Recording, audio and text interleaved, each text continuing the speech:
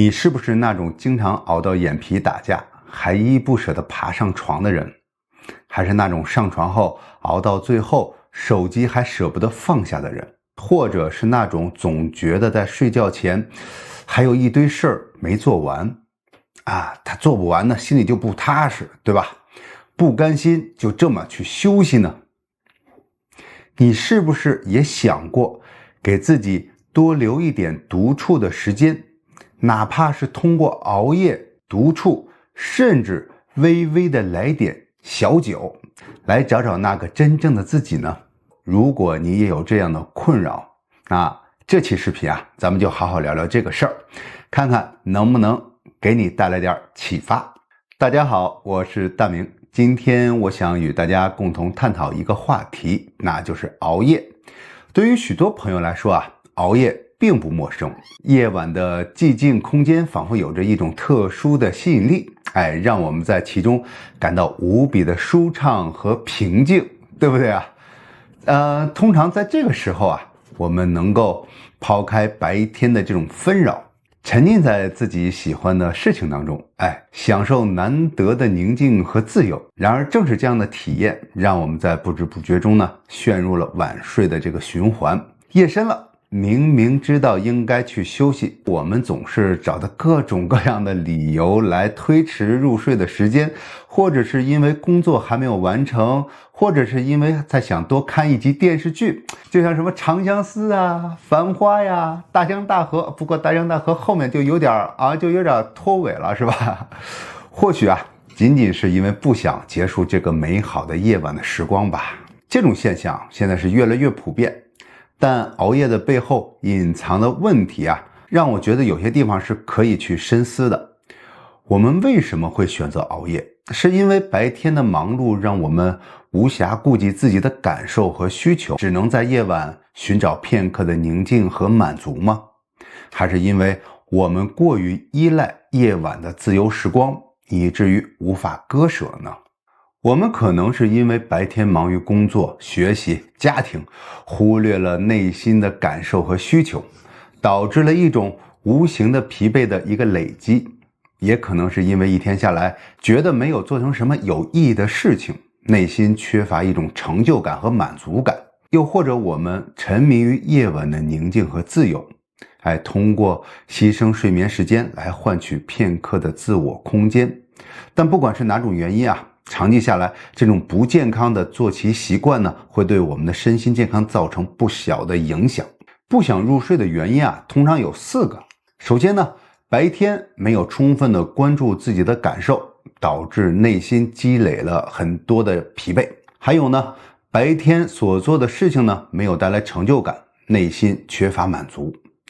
还有呢，就是因为周而复始的熬夜导致了自控力的下降，然后呢，缺乏自律的表现。最后呢，就是自己的时间呢，被外界过多的支配，无法自由的安排。这些问题都揭示了一个深层次的问题，我们实际上没有找到这个平衡点，没有真正的去倾听和照顾内心的需求。这种感觉就像灵魂在向我们呼唤，而我们却接不到信号。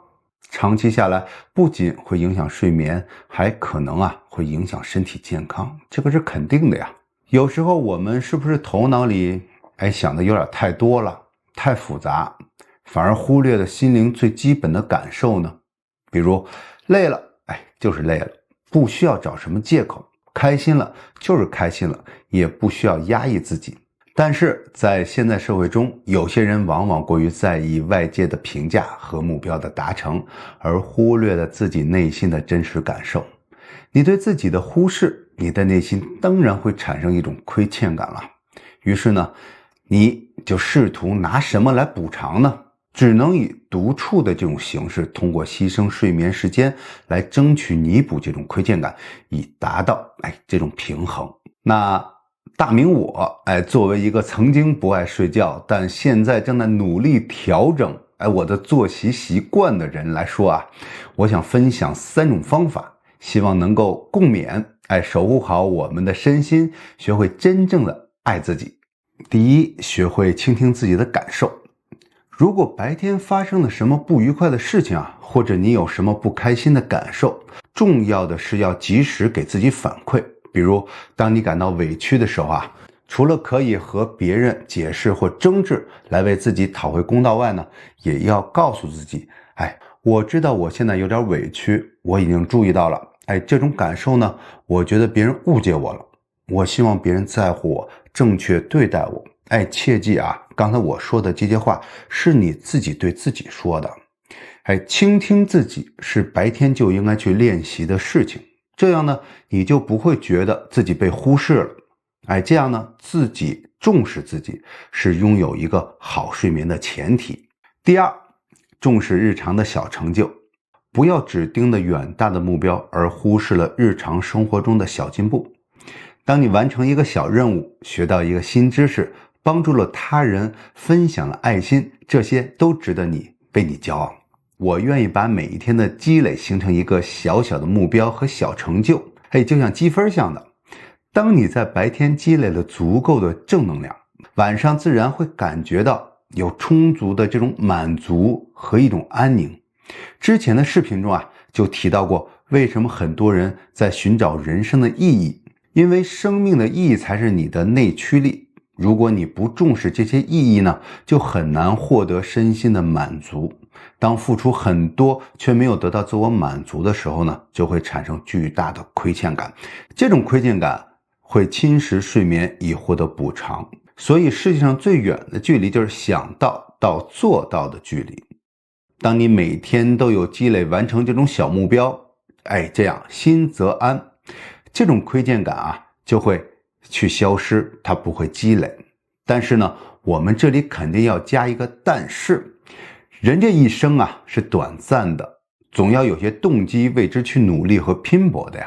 所以啊，我在这里不是讲什么养生大保健的啊，一种成功绝非巧合啊，比如卧薪尝胆，还有什么吃得苦中苦，方为人上人的中国古典故事数不胜数。其中的核心啊，就是刻苦自立，发愤图强。真正知道自己想要什么的人，往往能够冷静而果断地解决一切问题。清楚知道自己想要过什么样生活的人，就能以坚韧不拔的毅力忍受任何一种生活的境遇。这是一种动机表现，这种动机驱使你去熬夜去奋斗。这个跟我之前说的熬夜啊是不搭架的啊。这也是动机的力量，动机一定要足够强烈，强烈到为了目标可以抛设既得利益，付出任何代价。成功总是青睐于那些做好准备的人。当天降大任时，正是他们长期以来的准备，不懈努力的准备和明确的目标，使他们能够在正确的时间和地点抓住机遇，从而取得应有的成绩。因此真正的成功啊，从来不是巧合，而是准备与机遇完美的结合。第三，在追求目标的过程中呢，保持自己的节奏至关重要，不应受到周围人过多的影响，因为每个人的情况和需求呢都是独特的。在保持自己节奏的同时啊，也要关注最终的成果，分阶段的制定计划，并逐步去完成。无需做给别人看，因为成功与否完全取决于你自己的努力。所谓不经一事不长一智，无论处于哪个年龄段，面对未知啊，我们都会有所迷茫。这种迷茫是如何造成的呢？这个问题啊，不能甩锅给熬夜。你想是不是也跟这个节奏有关系啊？比如睡前看看书，不仅是一个好习惯啊，而且呢，逐渐会给大脑一个睡前阅读的一个信号，就是我该睡觉了，对吧？就这么一个信号。这种习惯的养成，想熬夜估计都熬不住的。经常熬夜的人，往往不仅睡眠不规律，饮食可能，是不是也会出现不规律？生活中的其他事情都有一些滞后感，我想很多人都有这种感受吧。因此啊，我们未必需要直接从熬夜入手去解决问题，可以先调整其他的生活节奏啊，让他们变得规律起来。这样呢，熬夜的问题呢也会逐渐得到解决。我反对千篇一律的生活方式，而是建议你找到合适的自己的生活节奏，只要这个节奏能让你的身心良性运转，保持身体健康和精神饱满，那就是好的。有些人可能习惯于早睡早起，而你呢更喜欢晚睡晚起，这都没有关系啊。重要的是你要找到一个适合自己的方式，并坚持下去。如果你感到迷茫、焦虑或者是内耗，不妨试试这些方法，也许它能够帮助到你。